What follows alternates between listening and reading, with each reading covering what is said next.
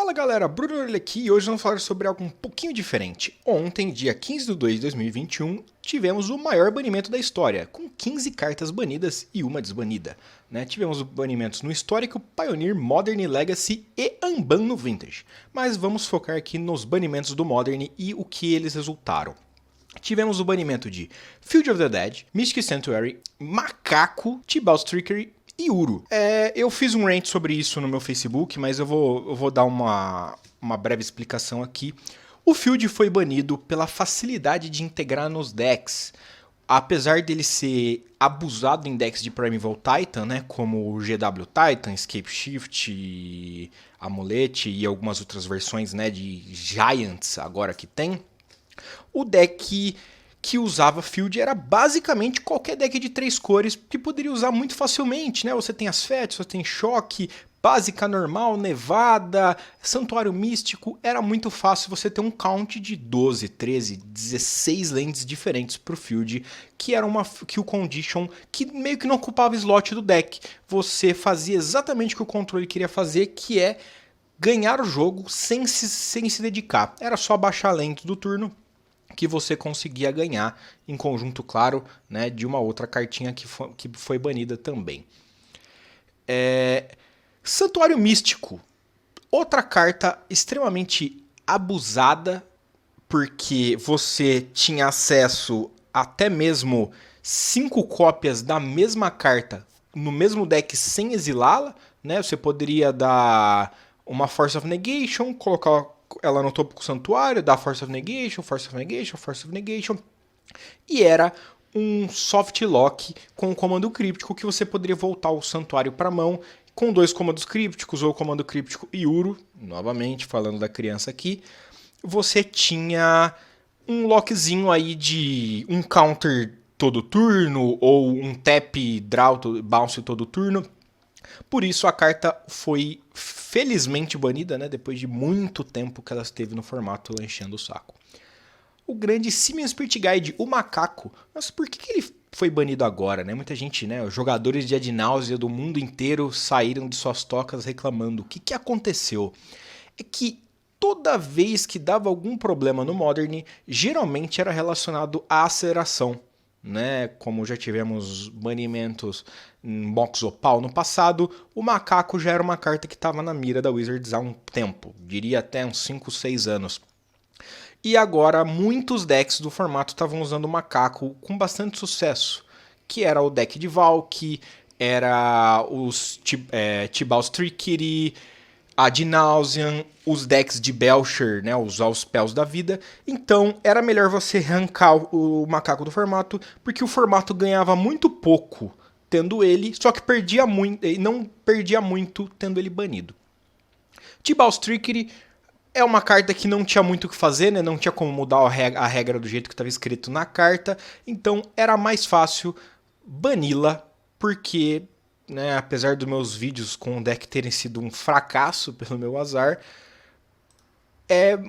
era muito ridículo, Era um deck que fazia Haku turno 2, turno 3, extremamente não interativo, era um Magic do jeito que não foi feito para ser jogado.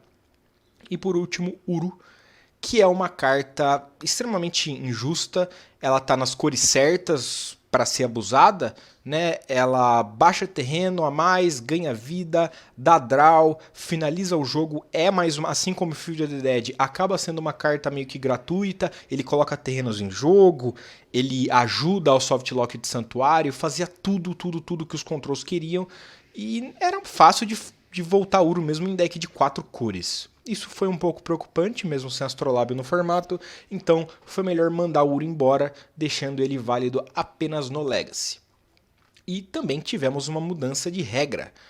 Antigamente o Cascade permitia que você revelasse carta do topo, jogasse uma carta de custo menor que a carta com Cascade, porém, se a carta com custo menor tivesse algum bônus, como acontecia com o Valk, que a face da frente custava 2 e a face de trás custava 7, só que a face da frente custava menos para entrar no Cascade, você podia anunciar a face que custa 2 e conjurar a face que custa 7. Agora você é obrigado a jogar apenas a face de custo menor. Então, você ainda pode revelar um Valk numa Bloodbraid ou num Outburst, nos Cascades, mas você só pode fazer a carta de custo menor. Uma regra ok, que precisava ser assim, né? Já estava muito abusado, principalmente depois que mudaram a regra antes de desbanir Bloodbraid Elf há uns 3 anos atrás, talvez 4. E o que acontece, né? Você me perguntou, pô, Orelha, mas banimentos mudam o formato, né? Principalmente se você bane 5 cartas aqui e muda a regra para pseudo-bane 6, o formato com certeza vai mudar. Quais são suas previsões? Eu separei aqui, dá pra ver, né, nas abas do PC, alguns decks que eu acredito que ficam melhores posicionados e por que nós vamos ver aqui, né? Ignorem a lista que vai estar marcada aqui, eu tô gravando um dia depois do banimento, então não vou ter acesso a grandes listas sem as cartas banidas, é só pra exemplificar. Eu acho que os Prowess são decks que ganham bastante, principalmente o R, porque é um Prowess que ele tem o azul para interação, então caso o formato tenha uma quantidade razoável de combos, o R Prowess vai ter respostas para esses decks, porque na época pré-Tibalt, né, se formos ver aqui, nós temos carta de control, carta de control, carta de combo, carta de combo, carta de combo e control. E esse tipo de deck era muito prejudicado porque ele sofria muito pelos controles ultra recursivos, né? Eles tinham 10 Fatlands para ficar voltando a carta que quisesse pro topo, então se esse deck meio que não matasse até o 5º turno, não matava mais. E ele também não conseguia recear. Por mais rápido que esse deck fosse, se o oponente fizesse um Tibalt turno 2, turno 3, era muito difícil de contornar. Então eu acredito que as versões de Prowess, né, todas os splashes, mas eu acredito que o R seja a melhor opção, eles vão ganhar muito. Outro baralho que eu acho que vai ganhar bastante com um banimento são os Shadows. Ah, qual Shadows? Todos. Todos. Né?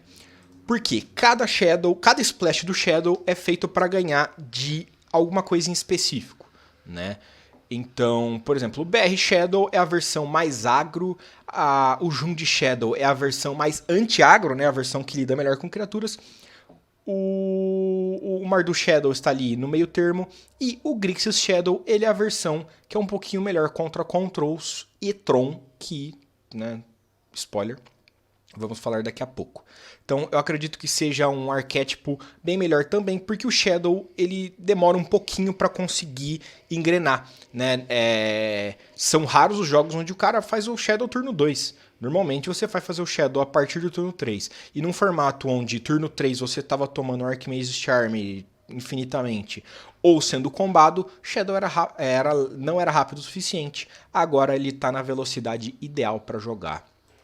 Jund, sim, Jund é um deck, por mais que estranho isso pareça. E o Jund, ele se beneficia do formato estar mais fair. O Jund sempre foi um deck péssimo contra decks unfair, você tem que warpar o deck inteiro para conseguir jogar contra decks unfair, e ele é ótimo contra decks de criatura. E até agora nós falamos só de decks de criatura, né? Os Prowess e os Shadows são decks basicamente de criaturas. Então o Jund começa a funcionar melhor, porque não dá tempo de fazer um Season Pyromancer se tá morrendo na volta ou se o oponente tá fazendo 3 Planeswalkers seguidos contra você, né? Rain 6 é uma carta que é ridícula no sentido ridícula de ruim contra decks de criaturas muito grandes, mas ridículas de bom contra decks de criaturas muito pequenas e alguns controls onde ele domina. Então eu prevejo que o Jund vai voltar. E com a volta do Jund, temos aqui o parceiro de crimes dele, o Grande Tron. Né? Provavelmente na versão Mono Green, mas é possível que haja splashes, né? Sempre é possível, mas a versão Mono Green aparenta ser a mais straightforward pro trabalho. O Tron é outro deck que não aguentava o formato injusto, né? Se o oponente estava te matando de Prowess no terceiro turno, ou porque o Tron ele não consegue fazer nada muito relevante até o terceiro turno, né? Nem criar bloqueadores ele consegue. Então era basicamente buy para os prowess da vida, até mesmo alguns Shadows, a versão BR que era um pouquinho mais rápida, o Tron não conseguia se manter na velocidade suficiente, mas aqui nós temos decks fair, decks fair, decks fair. Bem, o Tron é o jantador de deck fair. Quem sabe o Gin e Oblivion Stone não voltam a ser bons. Então, eu acredito que o Tron vai ser um deck assim como o Eldratron, mas o Eldratron vai depender mais do fator Cálice do vácuo ser bom no formato do que de qualquer outra coisa, mas esperem bastante Tron por aí.